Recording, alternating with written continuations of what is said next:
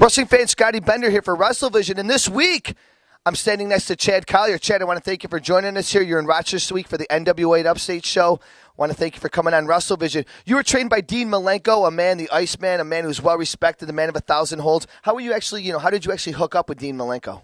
Actually, I found his wrestling school's address on the internet, and I'd watched Dean Malenko on WCW Nitro, and I thought he was a really good wrestler. Carried himself like a wrestler. I was a wrestler in college at the time, so I wrote him, and he wrote me sent me something about his camp right back within a week. So I was really wanting a good wrestling school to go to. I didn't want to go to one where I was going to get ripped off and trained by some,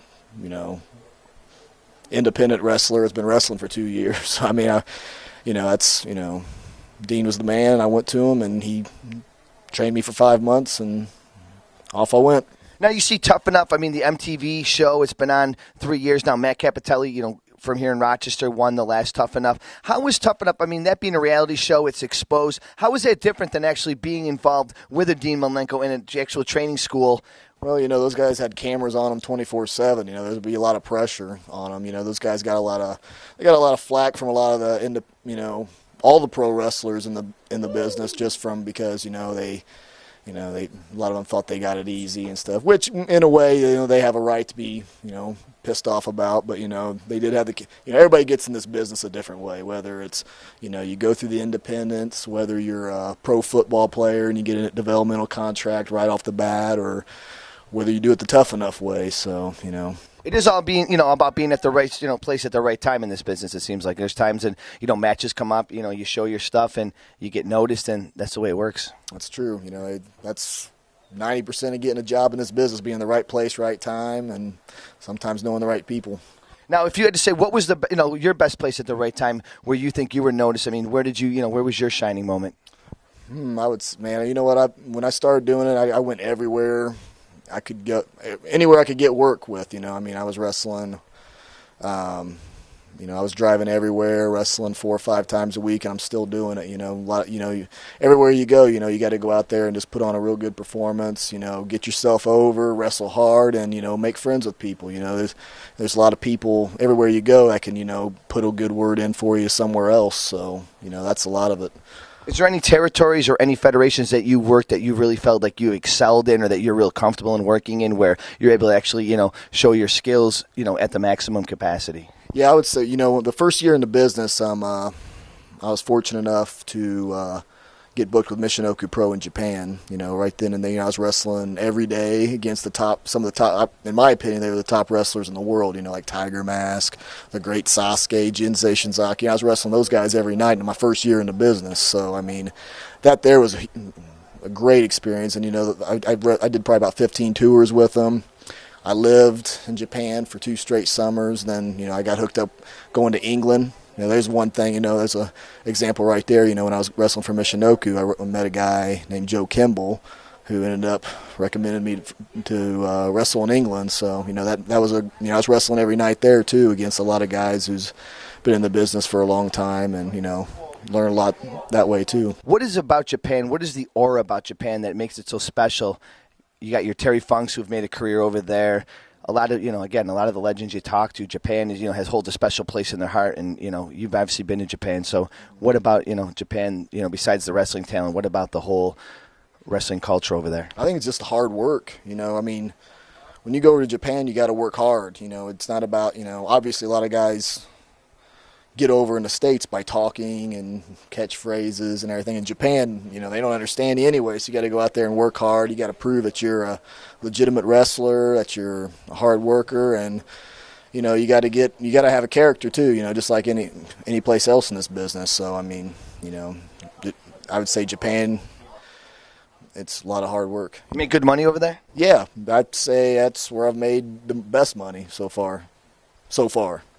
Still got a lot of career left. I hope so. Now, as far as Dean Malenko training you, he was actually your mentor. Is there any other wrestlers or any other individuals that, had an influence on your wrestling style or, influenced you to get into the business? Influence to get in the business, definitely the Dynamite Kid, Ric Flair, Ricky Steamboat. There's there's a few right there. As far as being in the business, after Dean trained me, I ran into a lot of guys that, that I think helped mold my wrestling style and helped, give me good advice, such as Steven Regal, he's one. Eddie Guerrero, he taught me some valuable things when I was training at Dean's. I was fortunate enough to have his buddy Eddie come in to train at the wrestling school a few days. Arn Anderson, Enforcer. Big influence there. What was the Japanese, like the wrestlers? What is their take, or what is their, not opinion, but their view of American wrestling? It's mixed. A lot of the wrestlers, like Jinsei, who was over here as Hakushi, I think he respects it. He knows it's show business. I think the same goes with Sasuke, or, I would imagine some of the more serious wrestlers probably don't, they probably look at it as more as a phony or show business. They think, they believe that they're real wrestlers, and they go out there and really, maybe they think they have more respect for the business than they do. I mean, there's some guys I've talked to over there that, we'll watch Raw or SmackDown on the TV on the bus, and they I don't know. Kind of snicker. Yeah, I'd say they kind of snicker. They ask, Chad, do you like, stuff like that, so which I do. I like all wrestling. I like, Japanese style, American style. I wrestle my style. So that's what when people ask me what style I wrestle, if I'm an American style, European style, CHAD Collier style. I wrestle CHAD Collier style. That's simple. What was being involved in the Super 8 Cup like? Oh, I was really happy because I was in the business for 2 years at the time. I think a lot. I think my Japan experience had a lot getting me booked for that. Jim Kettner. He's always looking at indie talent year round. Every year he picks the top. The bet. Some really good talent for that tournament. So he really pays attention on the internet, listens to what other wrestlers say. But yeah, it was a big honor because when I looked at the past Super 8 tournaments and saw who was in it, like Billy Kidman. A lot of big names came out of there. So, to be involved in that, obviously, you're looked at as a shining star or an upcoming star, in the business. Yeah, that was actually where I got my first break with WWE because Kevin Kelly was there. He came up to me, told me to send him a tape. I sent him a tape. I didn't hear back from him probably in about 6 months. He called, and that's when I first got my WWE TV match. It was against Perry Saturn, and it was a good match, and that got the ball rolling. So there again, you're in the right place, right time. You're staying busy, you work hard, and it does happen for you.